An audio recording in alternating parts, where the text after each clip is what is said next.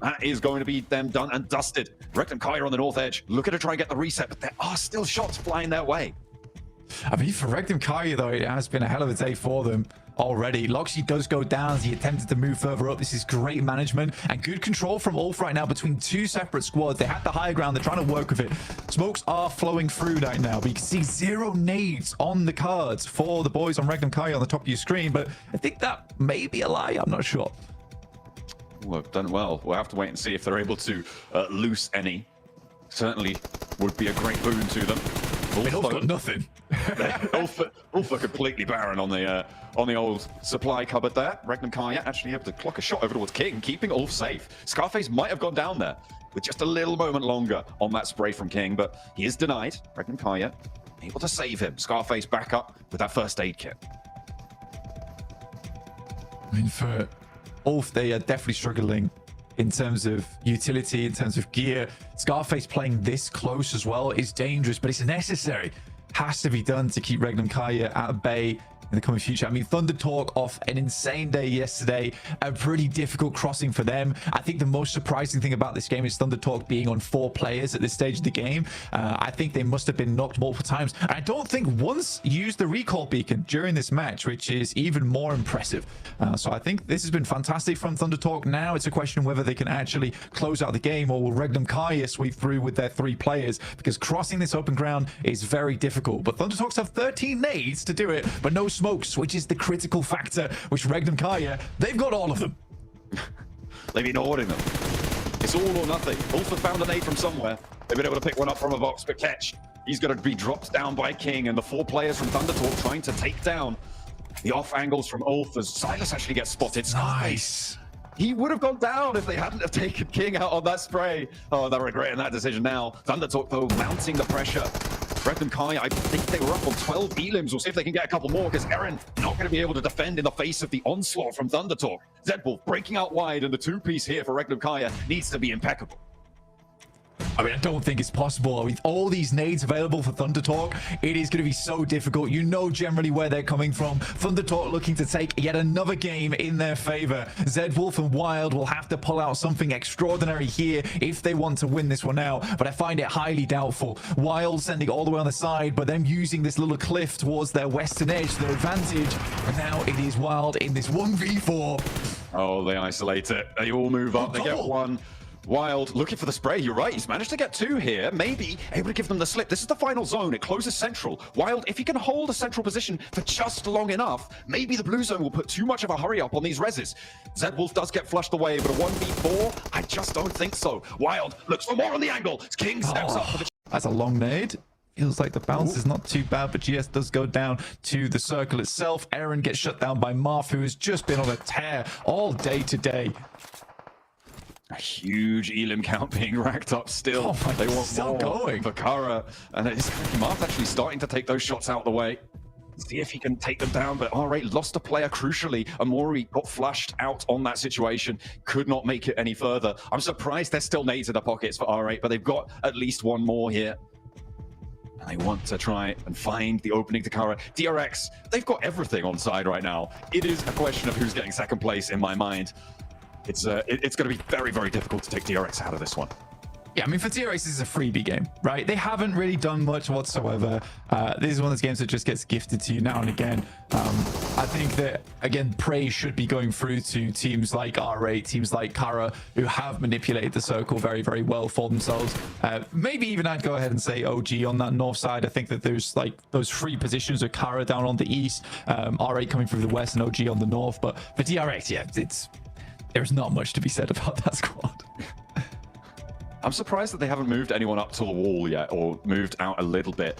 They're kind of allowing ground here a little bit. Maybe timid, cowards. No, definitely not. That's a bit too much. But I mean, it should be theirs under control. They know that these 2 teams outside can't really move up unscathed, but Kara are going to give it a go. They're going to have a crack at it. Poser up first, and they slink out wide as well. With I mean, what is Lewis that? moving on in. There's a knock over to Hyunbin. I mean, yeah, that definitely shouldn't be happening here. DRX are going to have to go for that res, and that might allow Kara even more leeway. CEO's getting up to the wall now. Things are starting to get a little bit dicey as R8 have the pressure of the blue zone pushing up towards them. This is the final zone blank, and it will close dead center on this one. It does go inside the wall, which means that Kara will have to cross that boundary if they want to win this one out. Yeah, I think that they hope during that knock, I mean, 2 angles is all that DRX has there because one's taken up on the res, that they could finish out this fight as quickly as possible. With the blues being a big issue, CEO able to hit a nasty nade again. I think this is a massive game for Kara going forward. Another nade goes slightly far, bobbles just a little bit too much. That's a wild nade coming through, goes straight out to the outer edge of the zone, but smokes is all that's in the way between Kara and R8 in this moment. And finally, DRX starts to make a move. Kaise flexes out to the wall there. The angle spotted though, and a nade immediately put towards his feet, but he has to dance out the way. DRX starting to get low on nades. They've only got 7 left. R8 are up to the wall as well. They've allowed the entrance to move on in. R8 will go down, but it's Kara to do the dirty, and they will find 2 more eliminations on their tally. A big nade from CEO. Will there be an answer from DRX? They're allowing this to go through, and the smokes there covering so much of their sightline. I mean, the big difference right now is Kara is incredibly hot coming into this engagement, whereas DRX feeling very cold off this game. They've not done too much. It's the 4v3 and the 19 elims on this game for Kara. The Crows are flying strong here, but they take initial knock. They're trying to get the damage done. Hyunbin alive for the time being. The bullet scraping his backpack. Not quite able to finish the job though. They swap over to the next vehicle and at least Poser as a solo. DRX finally able to keep themselves standing. Hyunbin gets the res. 1 knock is all they'll find. Need to move down towards that south side, so DRX looking to set themselves up early or just rotate into the building along the way from Kara. Lewis does have a nade. Marceau sets himself up. It's a bit of a short law, but it's on target. Soez gets knocked out with a nade to the forehead. Hits him with the swift underarm there. Nice little knockdown. Nearly getting Hyunbin. The pan coming in clutch there to stop the DX Xavier shots. The shots from across the way. Taking him down on the rooftop. A really difficult res to go for. You have to drop down. It's bad news. DRX have been able to get a lot of elims so far this match. It seems like they heard me call them a little bit cowardly last time around. They're already up to 10 here, blank. And they want to add 4 more to the tally. See if they can break records themselves. They move on forwards. The flash comes through. The nade goes through to the back. Hyunbin goes 1-for-1 on the trade. The DRX have the flash sent their way. Drops down in the middle. Lewis holding the back lines, and there's only the 1 player for DRX faced off against 2 on the inside. ThunderTalk just rock straight up over towards DX Xavier and handle them. This is so weird from ThunderTalk considering it's a very different style of gameplay from them we're used to seeing. Good nade from nade himself over towards Singh, leaving ThunderTalk, I believe, just on the final player now as OG remains stalwart on that north side. They can get the reses in the shack for ThunderTalk though. There are still 2 of those available. The question is, does DX Xavier have a nade? So Kara on this hold. Poser is down, but they're getting that resed up very quickly. DRX slowed it all the way out here. You can see they're on 10 elims still, but with only 2 players, the wind's been knocked out of them just a little bit. QXC wants to try and drop down there, and he will get the shot over at the Poser. The re-knock is strong. Going to keep Kara from overwhelming them on the repeats here. He goes in for more. He wants to find another, but there's his teammate going down. Lewis steps out, put into a shotgun, a barrel straight into his face, and Lewis goes down as well. They will finally take him down, but they lose a player, and they have to get these reses fast, blank. Nade of the top tries to thread it in towards the shack, but a good shot from AKOP will take down Sighting almost instantaneously as well. Now they got to figure out how they want to play this one out, because again, for OG, they are passing through open ground. I think for ThunderTalk, they desperately want to get rid of DX Xavier, but Nate, immediate reposition from his side. This is a good survival play for him. Again, DX Xavier has been on the receiving end of survival plays for quite some time now. We haven't seen a truly dominant game from DX Xavier just yet. It's disappointing as well, given their prowess, given their record this year. They've had a really, really strong showing, but it's just not coming through yet in the gauntlet. We'll see what more they can do. Nades being thrown out by ThunderTalk still. It's good, right, they got anything left and they find an opening. You're kidding me. ThunderTalk just seem untouchable here. Nading Aru off the tree, doing a lot of damage. That's going to be unresable now. The rotate out wide. AKOP needs to stand tall. Will be able to do 1 and a second as well. The double knockdown, but across the way, there's still a 3rd player for ThunderTalk going. It's all up the WizGod. It looked like OG might have had the game under control there, but Kara now with the numbers advantage. I'm just so confused at what Thundertalk's doing in this game. Sighting sending it out again over towards OG. It's like a completely different type of Thundertalk this game. nade maybe going for the 1v3. CEO is able to put him down, fires him from the company, and at least will be able to remain up and present. WizGod moves up and in the meantime was able to take down Thundertalk. Now, it's a 1v1 technically as the blue continues to push in. I think they've got time to get these reses off blank. The blue zone's not going to move for a couple more seconds. They may just be able to get through. Marso will heal. Poser will be able to get up and step out for another sight line. Unlikely that Poser's going to be able to heal, though. Actually, they might still have time here. They do. Goodness me. This means a full 3 for WizGod to be able to have to deal with here, and he doesn't have any nades in hand. With a nade, this could go a different way, but I feel like WizGod might be able to find 1 or 2, but the 3, I'm not sure. Sliver of HP taken away, and he doesn't have any meds to play with. This is nasty. Quick stun grenade. WizGod just has to hide it out for the time being, but it's looking close. Can WizGod close this down? It's looking slightly unlikely. Regardless, he has been through the war zone this game, and they'll get Hyunbin back up. Kaisei moves in, stopping the arena, or trying to anyway, on that angle. Drops down. DRX have to make another move now. Their zone still not in their favor. They've been through it now, and DRX definitely tested their mettle. And so far, it's looking pretty shiny.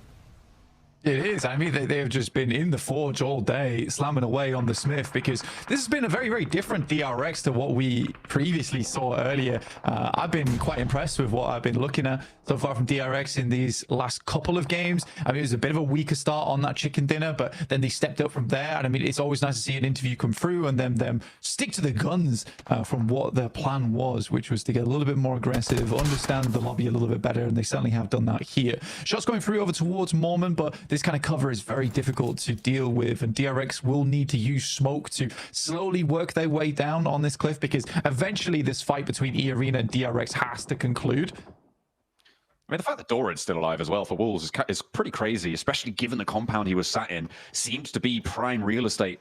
Nobody really had the gumption, though, to go for it. He's been allowed to live for a little bit longer, despite obviously not having that many meds to his name. It is a tough time for Doran on that western edge. Next zone will pop on in. It goes very, very central again, and it keeps the Mad Bulls divots in. It keeps Ulf in too.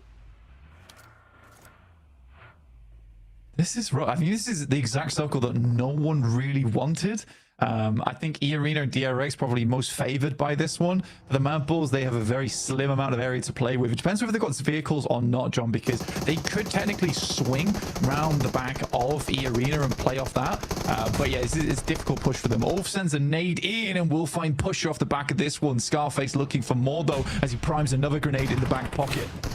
Oh, sends it longer, does tag onto Pusher, but Lemon sails in for the rescue to re-bolster their position. Just making sure that Ulf are a little bit slower on it. There's that second nade, that third nade coming in through as well. Flip looks to try and back off the angle. Lemon draws attention. The res is necessary here for Mad Bulls to make the move. Lemon doing a lot to distract here, but it seems like Scarface is dogged in his pursuit. The nades will not stay away, and Pusher is burnt out. But it was a little bit of a step too far as Joker able to land the shots to Scarface. That is devastating for Mad Bulls on this south side. Losing a player like that is really quite painful. Aaron's still up and available, taking some pod shots, but more nades pouring over the top as the arena starts to realize where they are. DRX down to just one player in QXZ as the rest of the team attempts to crawl back over towards him for some emergency triage. Doran finally falls in 5th place as Ulf remains up and in this game. The arena trying to move through. Tourniquet goes down, and it's now just Joker remaining. DRX playing as a solo as well. If they don't get this res, a nade is being cooked now, and QXZ wants the shot, wants the shutdown, looks for Joker, goes a little bit long with it, but Mormon might not be long for it either. The nade in response, QXZ breaking out wide. In the meantime, the Mad Bulls are making moves too. Ulf in the fight too, and trying to stay alive in and amongst it. Mad Bulls now still have the numbers advantage. The nades, the Molotovs, putting pressure on E-Arena. But what's going on the south side, Blank? Who's going to be able to take control of that roadside? QXZ looking for the full squad wipe over towards E-Arena. Joker on the low ground, starting to move up. Nade sent long, slightly off target though. Immediately sends another, lets it bubble through. He's just littering the ground with those mines, but is it enough right now? QXZ needs to step up, knows roughly the direction he's coming from. Tourniquet attempting to provide the information back from inside the bush. QXZ extremely low now, needs to step up soon, but Joker might just make it happen with this final nade. In the meantime, Mad Bulls going toe-to-toe with the remnants of Ulf. They are 2 players standing. Tulika unlikely to get back up here, and they've got the angle. position, but Voston immediately taken down. Milky Way flushed by Silas, and Kara's just sending it, dude. All right, 2 players straight across the field. Lewis leaves his teammate out in the open, will go down himself. Kara, yeah, not going to do too well on that rotate. Player from Virtus Pro did go down in the process. Voston has been knocked, but yeah, I don't think Kara are going to get too much value from this one. They've already extracted a lot of points from this lobby. However, they are stepping pretty close to being in contest with Thunder Talk, which is really saying something. Yeah, it's a real lobby annihilation coming through from Kara at the moment, leaving Poser and CEO alive. And again, I really did respect the rollout there. It's a very hard one to pull off, but if they're able to take down the 2 players, I think they pretty sure are inside of that shack. And then they take a formidable location that can maybe challenge up against Regnum Kaya. So it's a risk that realistically they have to take here if they want to go for the chicken dinner, which is, I like that. The fact that they're thinking towards the chicken dinner is amazing. That nade is disgustingly on target from Zed Wolf. And now they're with 3. Kara, 7 nades in pocket. 2 players up the top. Virtus Pro have 7. Regnum Kai have a lot of smokes, but maybe a little bit thinner on the nades. They've only got a couple of players to handle. 4 players total. CEO spotted. Challenges on the spray down. Needs to be bold with it. And CEO sticks the landing on that. Unfortunately, there's the trader. There's the nade from the off angles. Only 1 for the price of 2. And Zed Wolf may be resable even still by Loxy and maintain this rooftop position against Virtus Pro, who've been holding on the outside here. Regnum Kaya up to 8 elims. It has been a good game for them, and they desperately needed it. Yeah, they got a ton of smokes as well, but not too many nades to make this work. But realistically, playing in the shack, Regnum Kaya they can wait until zone 9. They just want to wait until this one really pulls Virtus Pro out of the shack, and then they can just play off the back of there with the smokes included. So this should be a Regnum Kaya win. They got a couple of eliminations off the back of it, and it does put them back in contest for top 7 after this one. They will need to have another strong game before probably match 4 or 5 tomorrow, but it sets themselves up nicely, right? I don't think any team has really played very, I mean, other than Alpha Gaming, let's say, and Kike. But I think most teams still have a good chance of getting into top 7 tomorrow with some pretty astonishing plays. Yeah, it is still an open door for quite a few teams. Regnum Kaya maybe just about squeaking in by the skin of their teeth here, but Virtus Pro, they're close to the bubble too. They have been chasing for a while. We were talking about how they didn't really find their way through into these later stages. Those mid games were a real struggle for them, but they managed to get all 4 players in. This hold has been difficult. Malloy going down is going to make this close down nigh on impossible for Virtus Pro. It is a 1v4 now for Aragon, unless he spends the time to get Malloy back up. But those nades now starting to run dry. Zed Wolf breaking out wide. They got all the angles they could possibly wish for, and it is going to... Let's see if he can continue to do so. Wolf taking pressure. The heavy hits coming on through from DXavia. Got Barragin, gets the sideline they need. Shot stand towards Wolf right now behind the Luke, trying to keep things pretty for the time being, but starting to look uglier and uglier time goes on. Takes a shot from Obscure at distance. It is not the player that I expected to be saying the name of so many times from Alpha 7. I'm glad it is. He is really showing his weight in gold here for Alpha 7 throughout these. They've not had the best one of it, but he is certainly keeping them in the running. He's pushing up, looks for Lambor, not going to connect in response either, has to fade away. Do Prestige has a little bit more to give. Parrot is both pushing over now, and you've got to wonder what can he do. Answer is nothing. They will fall. That is going to be DXavia able to shut that one down. They're up to 7 elims here, blank R8 as well, getting a hefty tally, but they will draw short on the approach to DXavia. I mean, it almost felt like R8 was channeling Jafar in that moment, right? He may have been Jafar, but the spirit was near with R8 for Prestige. DXavia able to hold on though. 7 starting to branch out just slightly, and lo and behold, Kara once again in a top 4 scenario. They are determined to catch up to Thunder Talk today. I mean, they're 17 points behind. Got 5 elims, so it would need, I mean, 5 and 7 that would be a 22-point game. But so 12 elims and the chicken dinner total. I mean, for Kara, that's doable, right? That's easy. That's easy work. That's light loads. It is light work for them. Just a warm up.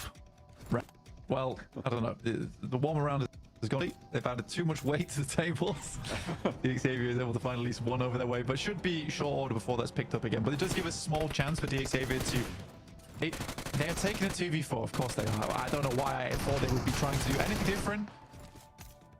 Okay, he's pulled out the side. No style points on the roll up there. We saw it a couple of times yesterday.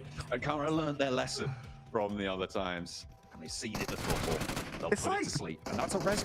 It's like DXaver has no limits. They just have no limits. Like, we're going to go for a 2v4 sure, and I'm going to drive in and do a flyby. Don't worry about it. Yeah, makes no sense. Anyway, Kara, Alpha 7 going head to head, but Revel already being down. They need badly. Video able to tag on Tommaso. You'd hope he was laid very still on the deck. And then knock as well. Alpha 7 finally stopping Kara where nobody else could. There's a nade, there's a follow-up. The spray downs are good, but now two players to 2v3. Kara wanted to try and answer. He's out, actually fairly isolated here. The next circle does close center. Warrior CEO spots Obscure on the off angle. There's not a really forced presence from Alpha 7 towards CEO, and they're right on the edge of the blue zone. That's what they needed. Obscure on the Mini 14 at distance. Give him Lewis next, see what he could do. It's a good swing up from him to finish off our day today. Lewis behind the loot crate, but the only loot here is going to be the chicken dinner for Alpha 7 when Obscure